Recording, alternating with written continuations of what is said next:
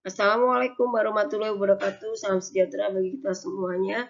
Kita bertemu lagi di pertemuan keempat mengenai PPh 21 pegawai tidak tetap dan bukan pegawai. Kita lihat yang slide pertama, perhitungan PPh pasal 21 pegawai tidak tetap terdiri dari upah harian, upah mingguan, upah satuan, dan upah borongan. Berikut ini tabel yang harus kalian ketahui, yaitu mengenai penghasilan dan perhitungannya. Jika penghasilan kurang dari 450.000 per hari atau dikumulatifkan dalam satu bulan kurang dari 4.500.000 rupiah, maka perhitungannya tidak kena pajak penghasilan. Kemudian penghasilan apabila lebih besar dari 450.000 per hari atau secara kumulatif lebih kecil dari 4.500.000 rupiah, maka perhitungannya penghasilan harian dikurangi 450.000 kali 5%. Kemudian penghasilan yang ketiga, apabila penghasilan kumulatif dalam bulan lebih besar 4.500.000 rupiah dan lebih kecil sama dengan 10.200.000 rupiah, maka perhitungannya adalah penghasilan harian dikurangi PTKP sendiri kali 5%. Kemudian yang keempat, penghasilan kumulatif dalam bulan lebih besar 10.200.000 rupiah, maka penghasilan bruto setahun dikurangi PTKP setahun kali tarif pasal 17. Kemudian untuk perhitungan PPh pasal 21 pegawai tetap itu terdiri dari upah dibayarkan secara bulanan. Kemudian upah bruto disetahunkan dikurangi PTKP, kemudian dikali tarif PPh pasal 17, kemudian pajak penghasilan bulanannya, PPh terutang dibagi 12 bulan.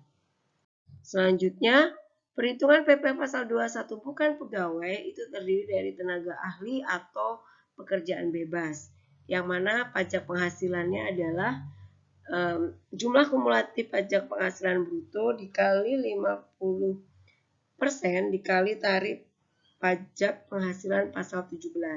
Untuk dokter yang berpraktek di klinik atau rumah sakit, maka penghasilan brutonya adalah jasa yang dibayar pasien melalui rumah sakit per klinik sebelum biaya per bagi hasil. Maka jika dicontohkan perhitungan PPh pasal 21 bukan pegawai, misalkan tenaga ahli di sini adalah dokter, bisa kita lihat di sini penghasilannya contoh dari Januari sampai dengan bulan April. Yaitu ada jasa dokter dibayar pasien di kolom yang ketiga, kolom yang kedua. Kemudian kolom yang ketiga adalah dasar pemotongan PPh pasal 21, yaitu 50% kali kolom yang kedua. Lalu dasar pemotongan PPh pasal 21 adalah kumulatif ya, dari perhitungan dasar pemotongan PPh pasal 21-nya.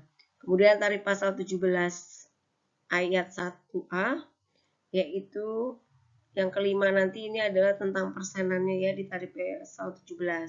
Kemudian PPh pasal 21 terutang adalah kolom 3 dikali kolom 5. Nah, ini bisa kalian baca sendiri.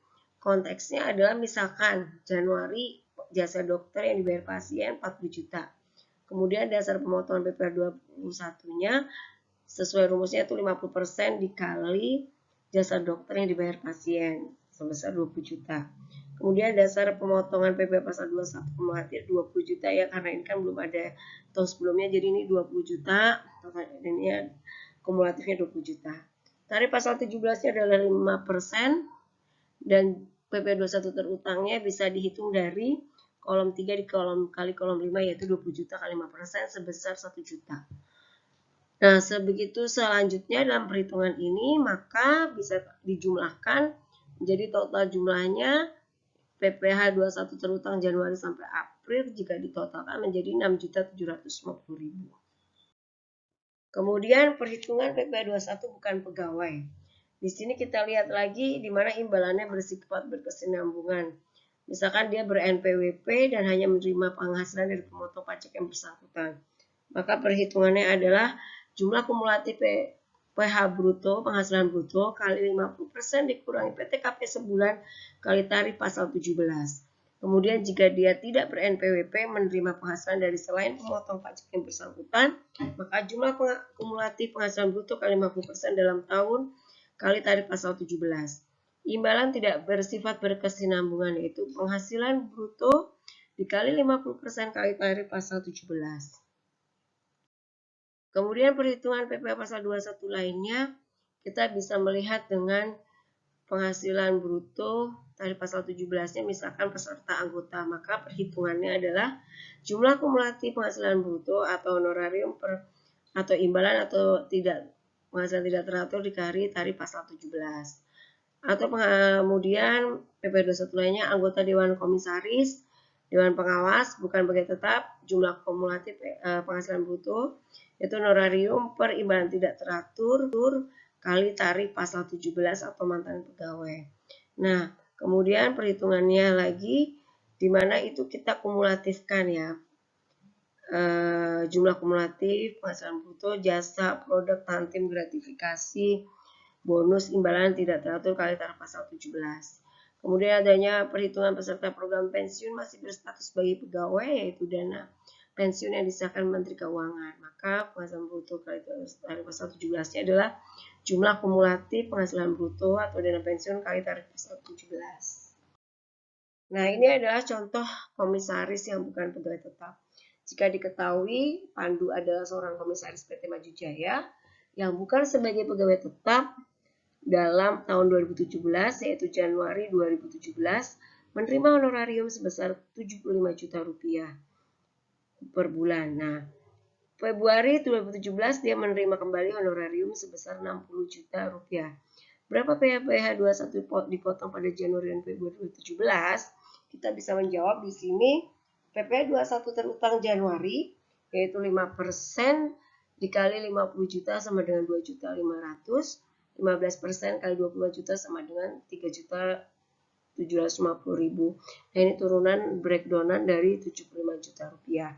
Maka PPh 21 yang harus dipotong sebesar 6.250.000 rupiah. Kemudian PPh 21 terutang untuk Februarinya tadi kan 60 juta ya. Maka di sini 15% dikali 50 juta sama dengan 7.500.000, kemudian 10% dikali 10 juta sama dengan 1 juta.